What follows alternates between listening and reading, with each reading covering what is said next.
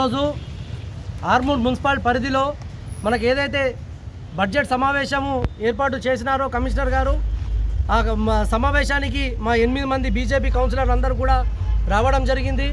ఈ బడ్జెట్ సమావేశానికి ముందుగా మేము కమిషనర్ గారిని కోరింది ఏంటంటే, అయ్యా కమిషనర్ గారు 2024-25లో ఏదైతే మీరు ట్యాక్స్లో ఇన్పుట్ అవుట్పుట్ ఇక్కడ ఏదైతే మన ఈ మున్సిపాలిటీకి సంబంధించి ఇన్కమ్ రెవెన్యూ ఏదైతే జనరేట్ అవుతుందో దానికి సంబంధించింది ఫస్ట్ మాకు బడ్జెట్లో ప్రవేశపెట్టండి.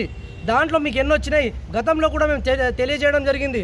500 కోట్ల స్కామ్ చేసిర్రు అని చెప్పి గతంలో కూడా చెప్పడం జరిగింది. దాంట్లో భాగంగానే ఈరోజు మేము అడిగినాము. కమిషనర్ గారు ఇస్తా అని చెప్తున్నారు, కానీ ఎప్పుడు ఇస్తామనేది క్లారిటీగా చెప్పలేకపోయారు. అందులో భాగంగానే ఇప్పుడు దాంట్లో చూసుకుంటే ఎక్కడైతే కుక్కలు పందుల విషయంలో కోతుల విషయంలో మేము పడతామని చెప్పి గతంలో చెప్పినారు, కానీ ఇప్పటి వరకు కూడా ఎక్కడ కూడా ఏ వార్డులో కూడా ఒక కోతిని పట్టిన దాఖలాలు లేవు, ఒక కుక్కను పట్టిన దాఖలాలు లేవు. దానికోసం బడ్జెట్ కేటాయించడం జరిగింది. అందులో భాగంగానే ఎక్కడైతే మనకు ఇవి మన జిమ్ములు ఉన్నాయో ఆ జిమ్ముల సామాన్ అయితే మొత్తం కూడా ఖరాబ్ అయిపోయి మూలకు పడేసిన పరిస్థితి వచ్చింది.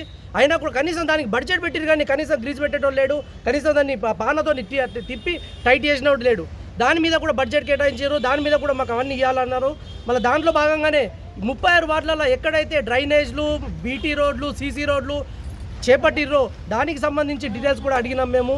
ఎక్కడ కూడా మాకు పొందలేని సమాధానమే ఈరోజు మాకు కౌన్సిల్లో వచ్చింది.